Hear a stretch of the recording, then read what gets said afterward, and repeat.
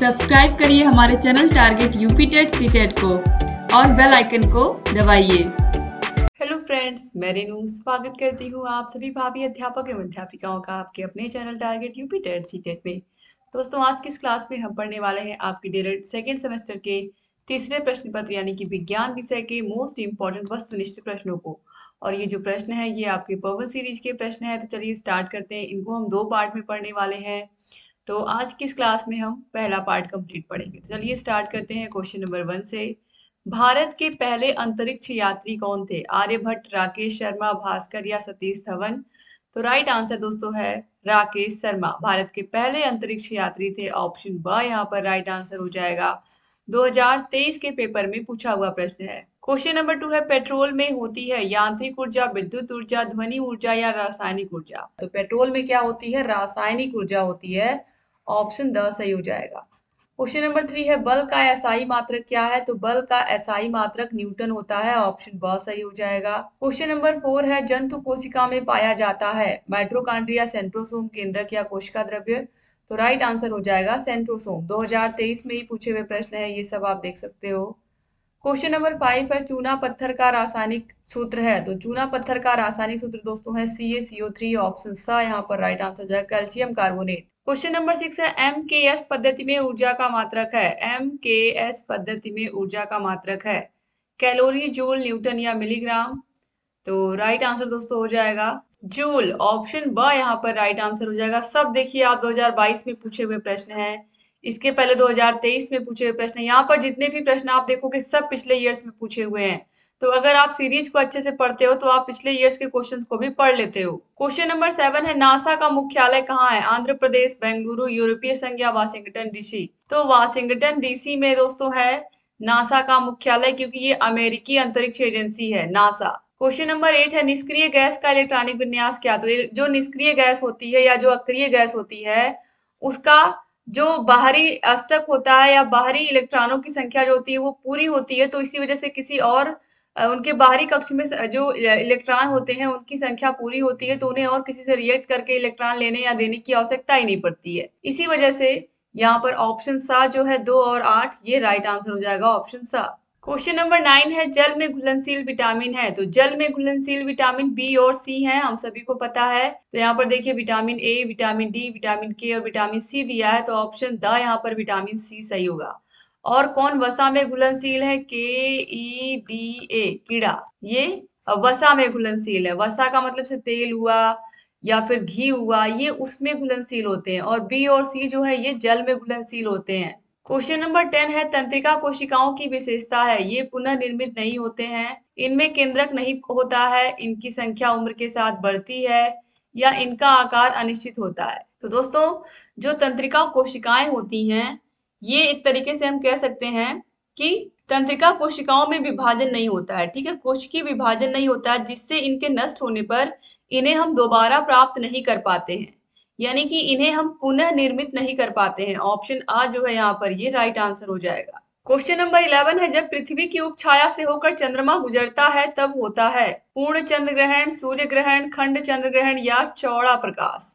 दोस्तों right answer हो जाएगा यहाँ पर खंड चंद्र ग्रहण। जब पृथ्वी की उपछाया से होकर के चंद्रमा गुजरता है, क्योंकि चंद्रमा यहाँ पर रुक नहीं रहा है, गुजर रहा है, तो जैसे ही गुजरता है वो जहां जहां छाया पड़ी होती है पृथ्वी की चंद्रमा पर वहां से सूर्य उसे दिखाई नहीं देता है। क्वेश्चन नंबर 12 है, लैक्टिक अम्ल पाया जाता है सेब में, दही में, अंगूर में या टमाटर में? तो दोस्तों जो लैक्टिक अम्ल है ये दूध में, दही में, पनीर में और कुछ फलों और सब्जियों में भी पाया जाता है। तो यहाँ पर ऑप्शन बा को हम सही लगाएंगे, दही। क्वेश्चन नंबर 13 है, द्वितीय वर्ग का उत्तोलक है? तराजू, शीशा, चिमटा या फिर सरौता? दोस्तों यहाँ पर राइट आंसर हो जाएगा ऑप्शन नंबर द सरौता। सरौता जो है ये द्वितीय वर्ग का उत्तोलक है। इसके अलावा द्वितीय वर्ग में दोस्तों नींबू निचोड़ने की मशीन भी आ जाती है। ठीक है, याद रखिएगा। यहाँ पर तराजू दिया हुआ है, तराजू प्रथम प्रकार का उत्तोलक होता है। यहाँ पर चिमटा दिया हुआ है, चिमटा तृतीय प्रकार का उत्तोलक होता है। ठीक है। क्वेश्चन नंबर 14 है, ज्वालामुखी का फूटना है मंद परिवर्तन, अनुकूल परिवर्तन, प्रत्यावर्तित परिवर्तन या अनियमित परिवर्तन? किस प्रकार का परिवर्तन है ज्वालामुखी का फूटना? तो मंद परिवर्तन है कि अनुकूल परिवर्तन है कि प्रत्यावर्तित परिवर्तन है या अनियमित परिवर्तन है? तो राइट आंसर है अनियमित परिवर्तन है। क्वेश्चन नंबर 15 पूछ रहा है निम्न में से चूना पत्थर का रासायनिक नाम है। अभी आपने देखा इस प्रश्न को। चूना पत्थर का रासायनिक नाम क्या है? Calcium carbonate CaCO3। ऑप्शन स यहाँ पर राइट आंसर हो जाएगा। क्वेश्चन नंबर 16 है जूल किसका मात्रक है? ये प्रश्न भी अभी आपने देखा है। इससे एक चीज आपको क्लियर हो गई होगी कि जो प्रश्न है वो बार बार रिपीट होते हैं आपके डीएलएड के एग्जाम में। तो जूल मात्रक है कार्य का, ऊर्जा का, कार्य और ऊर्जा दोनों का या शक्ति का। तो जूल मात्रक है दोस्तों कार्य और ऊर्जा दोनों का ही। ऑप्शन सा जो है ये सही हो जाएगा।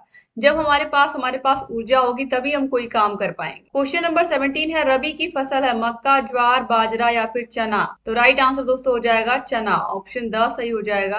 क्योंकि दोस्तों चना, मटर, गेहूं, सरसों, अलसी ये सब एक साथ ही तैयार हो रहे हैं इस समय खेतों में। तो ये सब रबी के फसल हैं। क्वेश्चन नंबर 18 है चंद्र ग्रहण की घटना होती है। चंद्र ग्रहण की जो घटना है दोस्तों वो होती है पूर्णिमा के दिन, और जो सूर्य ग्रहण की घटना है वो होती है अमावस्या के दिन। तो दोस्तों जो डीपीटी का टीका है ये देखिए डिप्थीरिया, काली खांसी, टिटनेस या उपयुक्त तीनों का।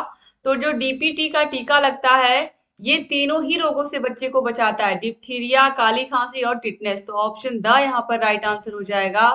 2020 में ही पूछा हुआ प्रश्न है। क्वेश्चन नंबर 20 है CaSO4 में Ca की संयोजकता है। तो CaSO4 में Ca की संयोजकता +2 है।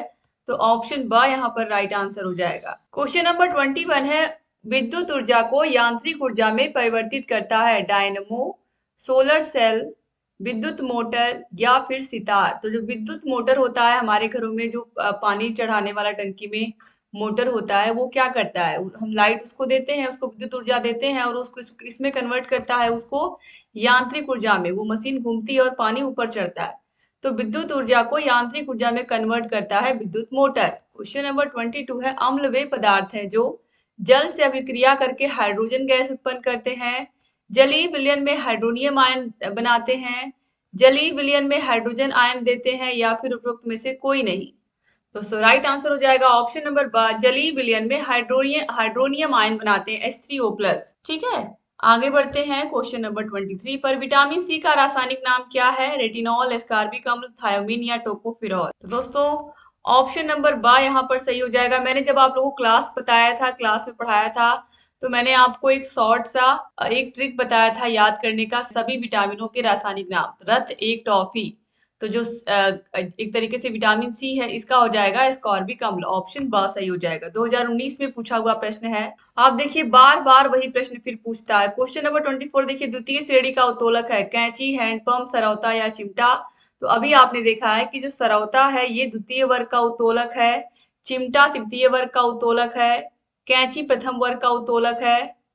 तो दोस्तों याद रखिएगा कि जो प्रथम श्रेणी है उसमें कौन कौन आता है? कैंची, पिलास, सीसा, झूला, साइकिल का ब्रेक, हैंडपंप, ये सब प्रथम प्रकार के उत्तोलक में आते हैं। ठीक है, तो यहाँ पर कैंची और हैंडपंप प्रथम प्रकार का हो जाएगा, चिमटा तृतीय प्रकार का हो जाएगा। तो बचा कौन? सरौता।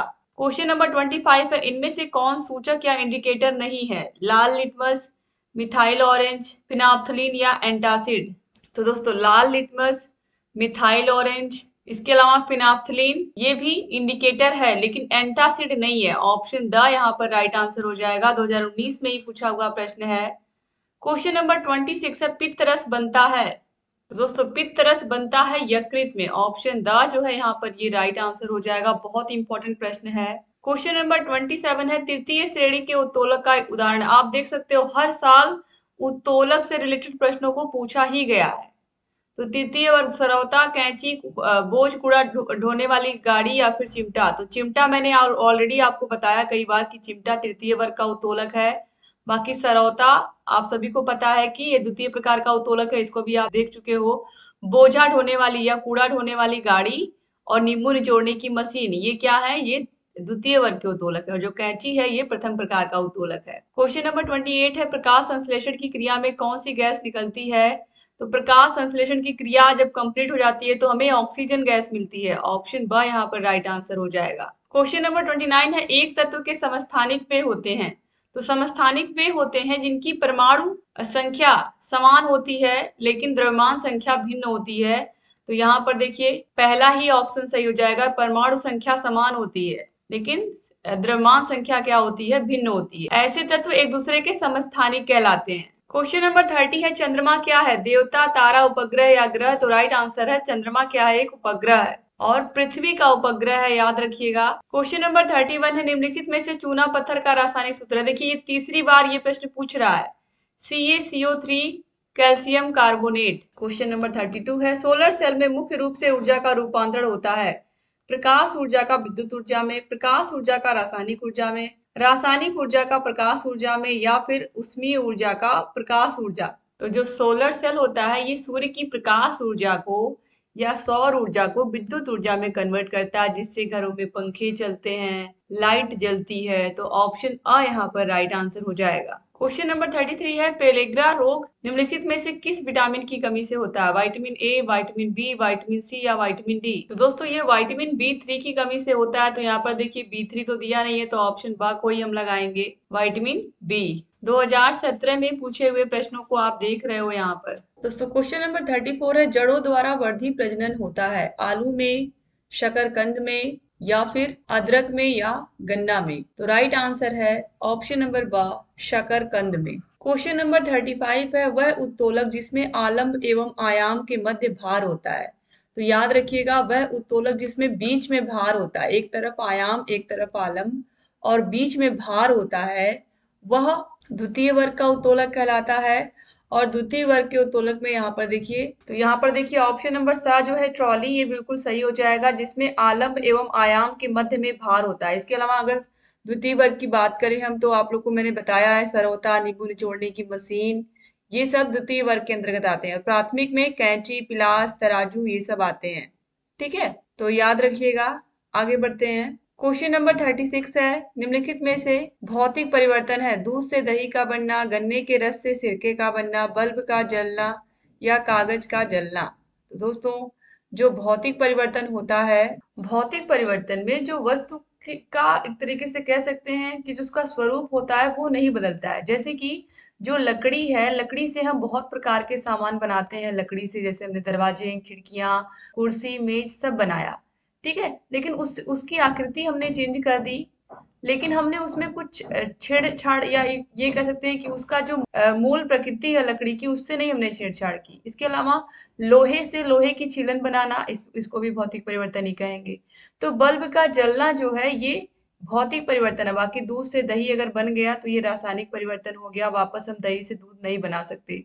गन्ने के रस से एक बार हमने सिरका बना लिया, फिर इस सिरके से वापस गन्ने का रस नहीं बना पाएंगे। कागज को एक बार जला के राख बना दिया तो फिर वापस कागज हम नहीं बना पाएंगे। ठीक है, तो इसीलिए ऑप्शन नंबर सा जो है ये राइट आंसर हो जाएगा। क्वेश्चन नंबर 37 है, नींबू में पाया जाने वाला अम्ल कौन है? सल्फ्यूरिक अम्ल, एसिटिक अम्ल, नाइट्रिक अम्ल या साइट्रिक अम्ल? तो सभी खट्टे फलों में साइट्रिक अम्ल पाया जाता है, तो ऑप्शन द सही हो जाएगा। 2016 में पूछे हुए प्रश्नों को आप देख रहे हो। क्वेश्चन नंबर 38 है, विटामिन डी का सबसे सस्ता प्राकृतिक स्रोत क्या है? हम सभी को पता है सूर्य का प्रकाश यानी कि धूप। ऑप्शन सा सही हो जाएगा। क्वेश्चन नंबर 39 है, सरौता में आलम्ब होता है। सरौता में आलम्ब कहाँ होता है? किनारे पर, बीच में, किनारे तथा बीच के मध्य या फिर उपयुक्त में से कोई नहीं?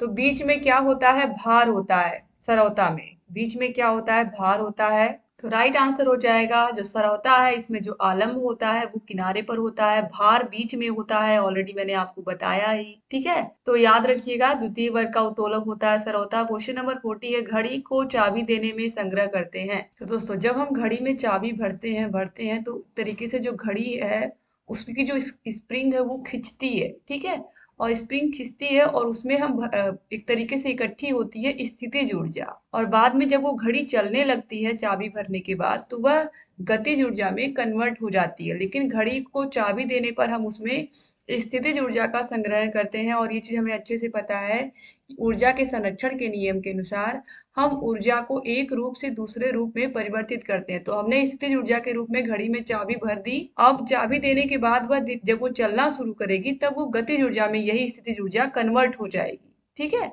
2016 में ही पूछा हुआ प्रश्न था ये। आगे बढ़ते हैं क्वेश्चन नंबर 41 पर। एलिसा परीक्षण किया जाता है कैंसर में, क्षय में, एड्स में या टाइफाइड में?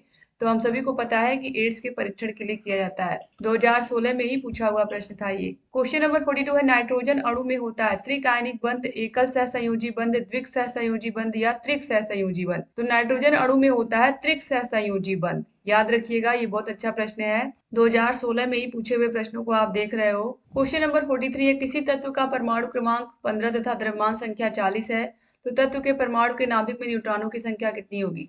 तो द्रव्यमान संख्या 40 में से हम परमाणु क्रमांक 15 को घटा देंगे, तो हम 40 में से 15 को घटा देंगे तो आ जाएगा दोस्तों यहाँ पर 25। तो यहाँ पर आप देखिए ऑप्शन नंबर द जो है 25, ये राइट आंसर हो जाएगा। क्वेश्चन नंबर 44 है, दाएं निलय से अशुद्ध रुधिर किस अंग में चला जाता है। तो दोस्तों दाएं निलय से अशुद्ध रुधिर किस अंग में जाता है, तो ये जाता है फेफड़े में। ऑप्शन आ यहाँ पर राइट आंसर हो जाएगा। क्वेश्चन नंबर 45 है, पेट्रोल में होती है यांत्रिक ऊर्जा, विद्युत ऊर्जा, ध्वनि ऊर्जा या रासायनिक ऊर्जा। तो राइट आंसर है रासायनिक ऊर्जा होती है। क्वेश्चन नंबर 46 है, किस ग्रह को वर्ष 2006 में ग्रह की श्रेणी से हटा दिया गया। पृथ्वी, मार्स, नेपच्यून या प्लेटो। तो दोस्तों पृथ्वी, मार्स, नेपच्यून या प्लेटो। तो राइट आंसर हो जाएगा प्लेटो। 2015 में पूछे हुए प्रश्नों को यहाँ पर आप देख रहे हो। क्वेश्चन नंबर 47 है, द्वितीय प्रकार के उत्तोलक का उदाहरण है बोतल खोलने वाला यंत्र, पंजेदार हथौड़ी, कैंची या फिर ब्रेड काटने का चाकू। तो द्वितीय प्रकार का उत्तोलक दोस्तों यहाँ पर है, तो बोतल खोलने वाला जो यंत्र होता है ये द्वितीय प्रकार का उत्तोलक होता है। तो ऑप्शन आ यहाँ पर से जाएगा। बाकी कैंची प्रथम प्रकार का उत्तोलक है दोस्तों। क्वेश्चन नंबर 48 है, प्रबल क्षार है, इसमें से प्रबल क्षार कौन है। NH4OH, CaOH का होल ट्वाइस, NaOH या MgOH का होल ट्वाइस। तो NaOH sodium hydroxide. Option number सा यहाँ पर राइट आंसर हो जाएगा, ये प्रबल क्षार है। क्वेश्चन नंबर 49 है, अधपका मांस खाने से होने वाला रोग है टाइफाइड, एंथ्रेक्स, रेबीज या पील पाँव। तो राइट आंसर हो जाएगा ऑप्शन नंबर ब, एंथ्रेक्स। 2015 में ही पूछा हुआ प्रश्न है। क्वेश्चन नंबर 50 है, रसांकुर विली संरचना पाई जाती है क्षुद्रांत में, यकृत में, लार ग्रंथि में या हृदय में। तो रसांकुर या विली संरचना पाई जाती है दोस्तों, राइट आंसर हो जाएगा क्षुद्रांत में। ऑप्शन नंबर आ यहाँ पर सही हो जाएगा। तो छोटी आंत क्षुद्रांत में की आंतरिक दीवार पर पाए जाते हैं। क्वेश्चन नंबर 51 है, सूर्य के प्रकाश को पृथ्वी तक आने में कितना समय लगता है। तो 8 मिनट का समय लगता है। ऑप्शन सा सही हो जाएगा। क्वेश्चन नंबर 52 है, जब पृथ्वी की उपछाया से होकर चंद्रमा गुजरता है तब होता है। जब पृथ्वी की उपछाया से होकर के चंद्रमा गुजरता है तो चंद्रमा पर जहां जहां पृथ्वी की छाया पड़ती है वहां से चंद्रमा नहीं दिखाई देता। इसका मतलब होता है खंड चंद्र ग्रहण। ऑप्शन सा सही हो जाएगा। क्वेश्चन नंबर 53 है, भारत के पहले अंतरिक्ष यात्री थे। तो राकेश शर्मा। ऑलरेडी ये प्रश्न अभी आपने इसी क्लास में देखा है। क्वेश्चन नंबर 54 भी, नासा का मुख्यालय कहाँ स्थित है। ये भी आपने देखा है, वाशिंगटन डीसी में। क्वेश्चन नंबर 55, सूर्य का सबसे निकटतम ग्रह है तो बुध है। ऑप्शन द सही हो जाएगा।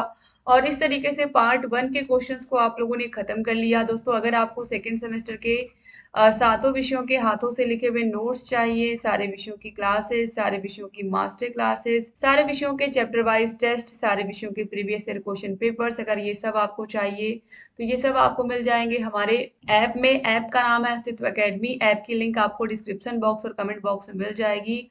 और जहाँ कहीं कोई भी डाउट है आप हमसे कमेंट बॉक्स में कमेंट करके पूछ सकते हैं। ये हमारा कॉन्टेक्ट नंबर है, इस पर कॉल करके या व्हाट्सएप नंबर भी है, मैसेज करके भी आप सारी जानकारी हमसे ले सकते हैं सेकेंड सेमेस्टर की। और दोस्तों आप सारे विषयों को देखिए, डिस्क्रिप्शन बॉक्स और कमेंट बॉक्स में आपको सारे विषयों के सेकेंड सेमेस्टर के लिंक मिल जाएगी। ये हमारा चैनल है टारगेट यूपी टेट सीटेट, इसको आप लोग जरूर सब्सक्राइब कर लीजिए अगर अभी तक आपने सब्सक्राइब नहीं किया है। सब्सक्राइब आप किए रहोगे तो आपको जो भी वीडियोस हम बनाते हैं उसकी नोटिफिकेशन आपके पास मैसेज आएगी और आप सारे विषयों को ध्यान से पढ़ करके अपने एग्जाम में भी अच्छे मार्क्स लेकर के आओगे। तो थैंक यू सो मच। जय हिंद दोस्तों।